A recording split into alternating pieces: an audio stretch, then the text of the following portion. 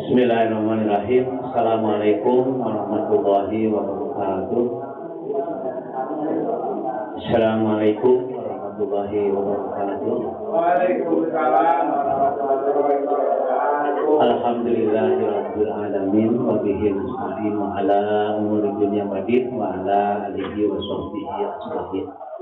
Asyhadu an la ilaha illallah wa asyhadu anna Muhammadar Rasulullah.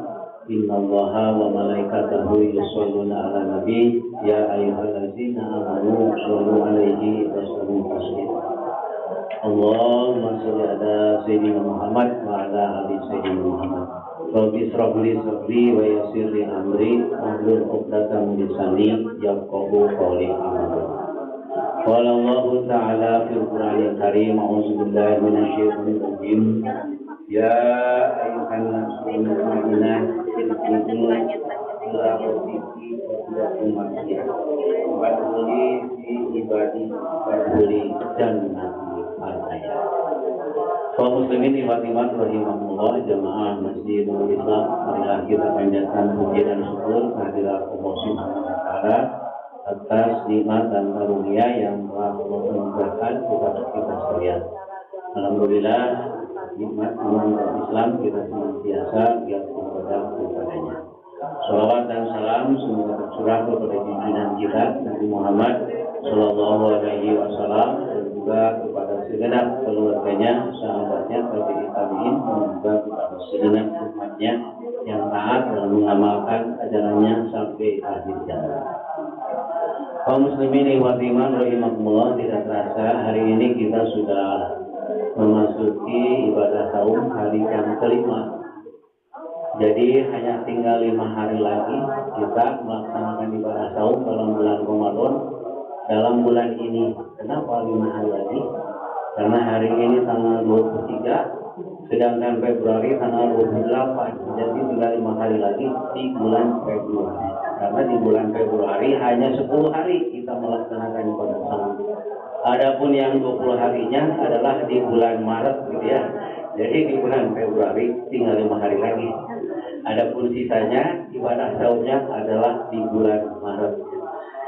Kaum muslimin iman rahimahullah, di dalam sebuah hadis yang diriwayatkan oleh Imam Bukhari dan Muslim bahwa bulan Ramadan itu adalah bulan yang penuh berkah, penuh rahmat, sedangkan setan dibelenggu, ya, borokot, pintu neraka ditutup serapat-rapatnya, tidak ada yang terbuka, dan pintu surga dibuka, tertutup, tidak ada yang tertutup.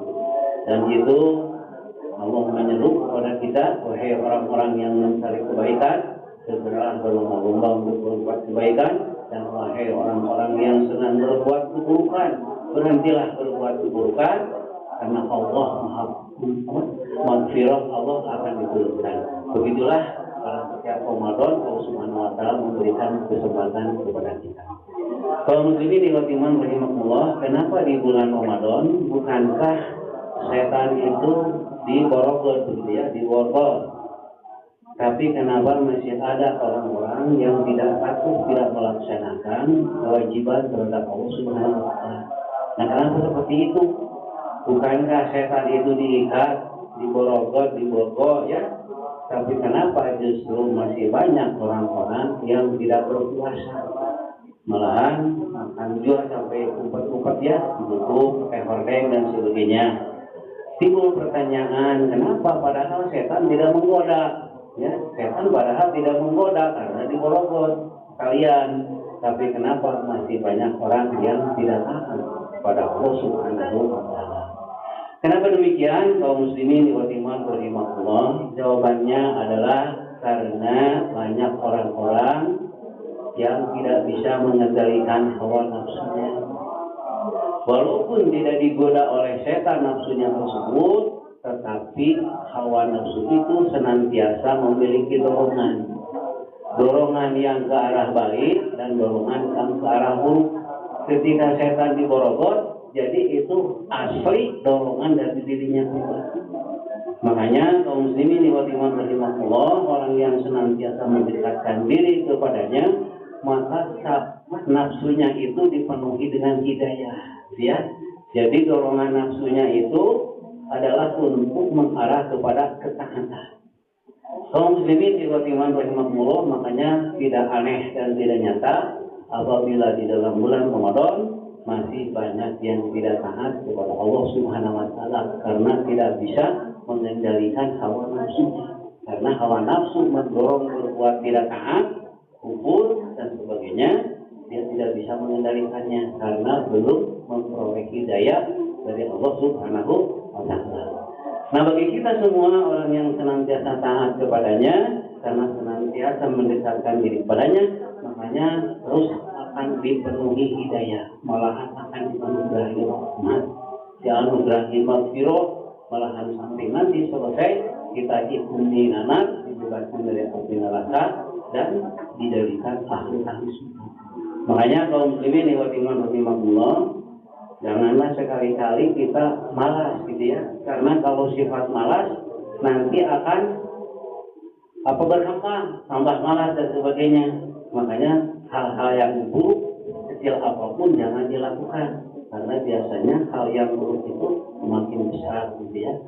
Kaum muslimin wa rahimahullah, dalam kesempatan yang berbahagia ini di dalam Al-Quran dijelaskan bahwa manusia itu yang ada pada diri kita mengandung 3 jenis nafsu. Yang pertama yang disebut dengan nafsu amarah, ya. Kalau yang memiliki nafsu amarah itu sama sekali tidak memiliki hidayah. Jadi berbuat dosa asal biasa, gitu ya. Sholat, ibadah, segala macam biasa karena dia tidak dianugerahi hidayah. Makanya disebut dengan nafsu amarah. Nafsu amarah itu bukan menjadi amal kufur, tapi ini lebih cenderung dia tidak mau berbuat taat kepada Allah Subhanahu wa taala. Adapun yang kedua, kaum muslimin wa rahimahullah, yang disebut dengan nafsu lawamah. Kalau lawamah itu adalah nafsu yang kadang-kadang dia mau berbuat taat, tapi ketika dorongan nafsunya sedang malas dan sebagainya karena kesibukan dan sebagainya, lalu dia tidak taat, nah itu dia akhirnya suka tidak taat. Jadi tidak stabil, tidak konsisten. Itulah yang disebut dengan nafsu lawamah. Makanya seseorang dituntut untuk konsisten atau istiqomah. Makanya ada yang disebut dengan yang ketiga nafsu mutmainah. Kalau nafsu mutmainah itu sudah kokoh dan kuat, gitu ya. Nah kalau yang memiliki nafsu lawamah kadang-kadang ke masjid, terus berdoa, ya, tadarus. Tapi ketika dia datang malas, kalau yang memiliki nafsu lawamah, biasa tadarus jadi tadarus dan sebagainya, gitu ya. Jadi nafsunya masih naik turun. Nah, yang paling tinggi derajatnya insya Allah adalah orang-orang yang memiliki nafsu mutmainah, yaitu yang istiqomah di dalam ketaatan ibadahnya. Sebagaimana di dalam surat Al-Fajr ayat yang ke-27 sampai dengan ke-30, Allah Subhanahu wa taala menggambarkan bagaimana indahnya orang yang memiliki nafsu mutmainah. Mutmainah itu artinya tenang, damai, aman dan sentosa, gitu ya, tenang. Makanya ada orang tua yang memberi nama anak perempuannya Siti Mutmainah, Iis Mutmainah, gitu ya. Jadi itu artinya tenang, adem, damai dan sebagainya.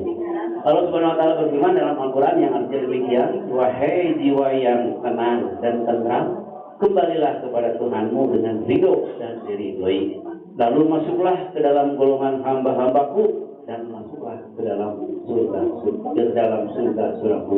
Surat Al-Fajr ayat 27 sampai dengan 30. Demikianlah kaum muslimin wa rahimahullah, mudah-mudahan dengan kita melaksanakan ibadah saum dalam bulan Ramadan, kita bisa untuk mengendalikan hawa nafsu kita, karena bulan Ramadan kita berpuasa bukan hanya semata-mata menahan diri dari makan dan minum saja, tapi kita juga dituntut untuk pandai-pandai mengendalikan hawa nafsu kita. Mudah-mudahan kita semua tergolong memiliki nafsu mutmainah. Demikian, terima kasih. atas perhatiannya.